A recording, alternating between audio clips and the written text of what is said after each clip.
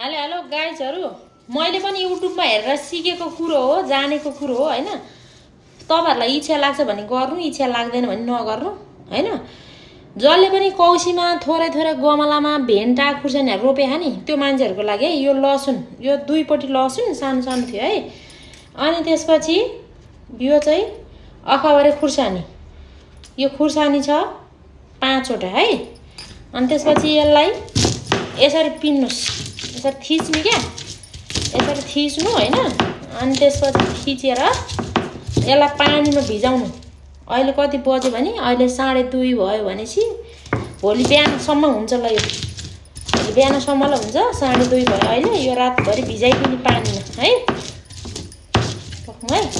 तपाईहरुलाई इच्छा लाग्छ भने गर्नु इच्छा लाग्दैन भने नगर्नु मैले पनि औषधि के किन्नु 3-4 बोट खुर्सानी रोपे हुन्छ 2-300 को औषधि के किन्नु हैन अब यो खुर्सानी लसुन भने त आफ्नो घरमै हुन्छ नि त अनि यसलाई चाहिँ नि टक्क लाएर भिडियो लामो हुन्छ गाइजहरु हैन यसरी यो 10 लिटरको बाल्टिन है 10 लिटरको बाल्टिन यो बाल्टिनमा यसो गरी पानी हाल्नुस् अब हैन पानी हाल्नु पानी अब कति हाल्नु भन्ने कुरो यसमा 10 लिटरको बाल्टिन भनेर 10 लिटर हाल्न परेन क्या यसमा 5 लिटर जति हाल्दा नि हुन्छ है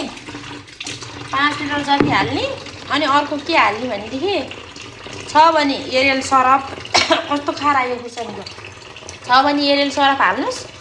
त्यो पनि छैन भनेदेखि आफूले घरमा लुगा धुने नर्मल सरफ हाल्दै नि हुन्छ हैन अनि यो खुर्सानीको खारा यो अनि यो खुर्सानीको उयो छ नि बोक्राहरू चिया छानीमा छाने नि हुन्छ है अनि त्यसपछि छानेर यहाँ बोतलमा छानेर एउटा डेक्चीमा हाल्ने अनि यहाँ बोतल छ गाइजहरु बोतल चाहिँ मैले यसरी पल पारेको छु सियोले है अनि त्यसपछि खुर्सानीमा यसरी कतिवटा पल पारेको छु भने मैले यहाँ 6 वटा पल पारेर रहेछु एउटा पिरुकोमा सियोले है गाइजहरु सियो तताउने ग्यासमा हल्का अनि यसरी यसरी हाल्दिनु